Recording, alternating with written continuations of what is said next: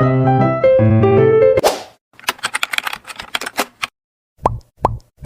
for this video, magsa-sideline tayo ngayon. Magde-deliver tayo ng bigas. Kasi hindi natuloy yung pagde-deliver natin dahil walang stock na bigas. So dumaan na lang dito sa Jollibee para kumain ng lunch. Kasi isang oras pa daw ang aantayin para sa orders natin. Kaya we decided na sa ibang kainan na lang kumain. At ito na nga, dito na tayo sa labas at napakainit ang haga ng aking festa. Sinog-sinog na lang tayo dito. Ayan na nga, yan yung favorite ko. Tokwa Bagnet. And syempre, ang ating drinks na Coca-Cola. Pagkatapos na natin kumain ng lunch, dumaan tayo dito sa 9 Mart, dito rin sa Moncada, para bilhin yung gusto kong cabinet. At ito na nga yung cabinet, Bamboo Rattan cabinet. Ayan. Tapos, nag-stay lang tayo konti dito sa bahay. After that, dumiretso tayo sa Rosales.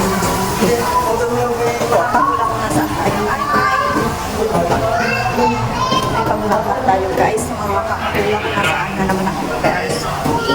Siyempre kapag punta tayo dito sa SM, hindi pwedeng hindi tayo maglalaro dito sa Tom's World. Kaya tara, laro muna tayo.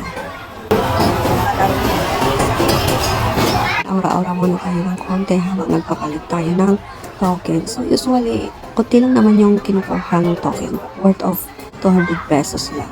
Ayan na nga at nagpapalit tayo ng token. Ayan.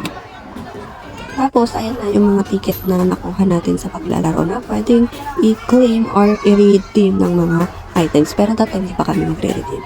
Tapos, after that, dumaan tayo dito sa ayan, para bumili ng cellphone.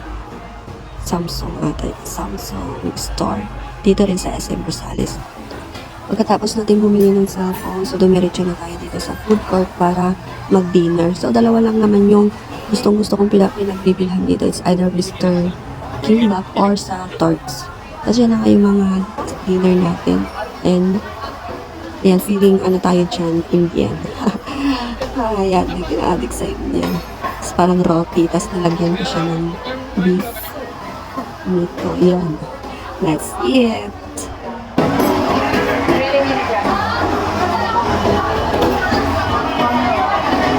Tapos na tayo nag-dinner, nagpahinga na ng konti, and then ayan, uwi na tayo guys. Gabi na naman guys, nagapit na naman tayo. Tayo uuwi na.